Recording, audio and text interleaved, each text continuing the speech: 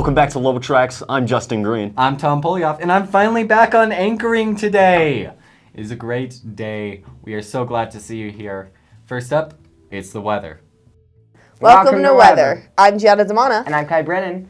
Today we have a high of 54 degrees with a low of 43 degrees and lightning. And tomorrow we have a high of 61, a low of 43, and it's partly cloudy. Hey, Gianna, how much does a chimney cost? I don't know. Nothing. It's on the house. You're hilarious! Back to the studio. All right, looking like weather's about the same. You know, we're having thunder. It's getting cooler. Leaves are changing color. And, you know, starting to look a lot more like fall. I do wonder how much a chimney costs, though, now. $3,000. Did you hear something? No, must be just you. Oh. Anyways, next up, we're going to a very serious Off the Mountain.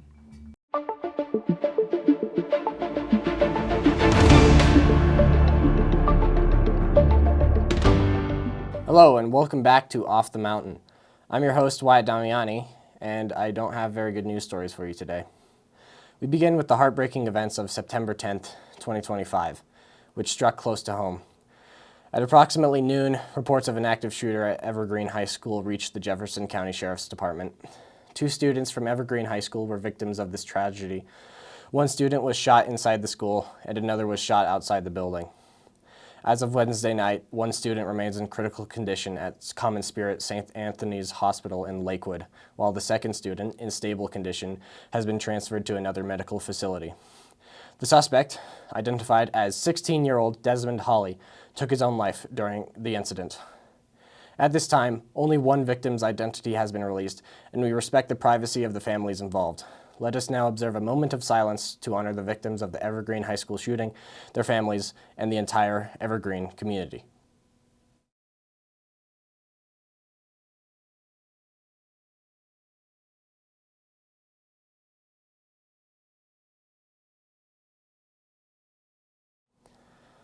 Also, on September 10th, another tragedy unfolded at Utah Valley University in Orem, Utah. Charlie Kirk, a well-known political commentator, husband, and father, was fatally shot during an open debate. Known for his commitment to fostering dialogue, Charlie Kirk had a profound impact on young people across the nation.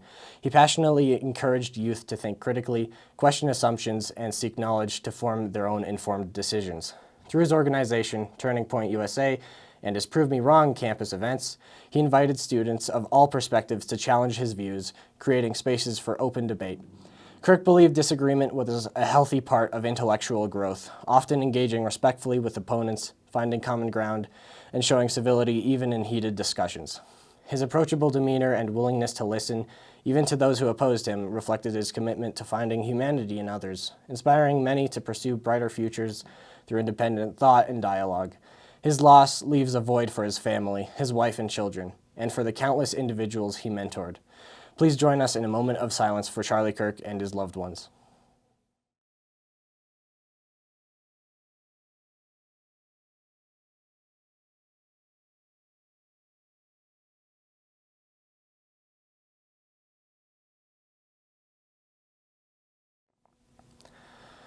And for the events of September 11th, 2025, that day marked the 24th anniversary of the terrorist attacks in 2001, a day that forever changed our nation and the world.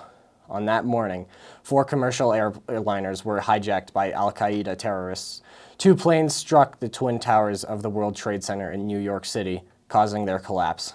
A 3rd plane crashed into the Pentagon in Arlington, Virginia. The 4th, United Airlines Flight 93, was destined for the U.S. Capitol building, but thanks to the heroic actions of its passengers and crew, crashed in a field near Shanksville, Pennsylvania. The toll of that day remains staggering. 2,977 lives were lost, including 343 firefighters, 60 police officers, and 8 paramedics who ran toward danger to save others. On the evening of September 10th, 2001, 246 passengers and crew went to sleep preparing for their morning flights. 2,606 people rested in anticipation of a typical workday at the World Trade Center. None of them saw past 10:30 a.m. the next day. Today, we observe Patriot Day, a national day of service and remembrance. Across the country, communities honor the victims and heroes through memorial ceremonies, moments of silence, and acts of volunteerism. We fly our flags at half-staff to reflect on the lives lost and the unity that emerged in the aftermath. Please allow a moment of silence for the victims of the terrorist attacks on September 11th, 2001.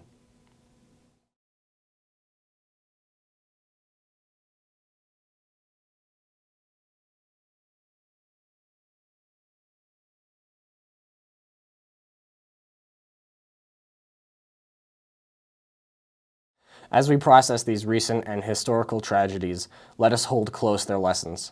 The events at Evergreen High School remind us of the fragility of our school communities and the importance of supporting one another. The loss of Charlie Kirk underscores the value of critical thinking, open dialogue, and respecting others even in disagreement, empowering us to shape our own futures. The memory of 9/11 calls us to honor those who sacrificed everything and to cherish the resilience of our nation. Before you go to sleep tonight, take a moment to reach out to those you love, your family, your friends, your classmates. Tell them what they mean to you. Life is precious, and we must never take a moment for granted. Thank you for watching Off the Mountain. I'll see you next time. These events are tragedies. It's never the answer. It's never the answer to take someone's life. Get help if you need it. Seek therapy. Ask anyone. Just talk to someone, please. And now, we're going off to sports. Welcome to sports. I'm Carson Hilbelink. I'm Kai Brennan. Today there is a softball game at 4:30. That's the only game that we have going on for today. But tomorrow, there's a soccer game at 6:30, a volleyball game at 7, and a softball game at 4:30. That's all we have for sports. Back to the studio. Good luck to all our sports teams. As usual, we are rooting for you. You are doing a fantastic job out there on the field. And now we got a segment to hopefully cheer everyone up.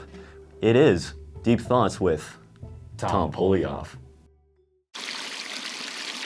And now, Deep Thoughts by Tom Polioff. As the great Jack Handy once said, before you make fun of someone, walk a mile in their shoes first, because then you'll be a mile away and you'll have their shoes. But I personally think we need to be asking more deep questions, like, do you have athlete's foot?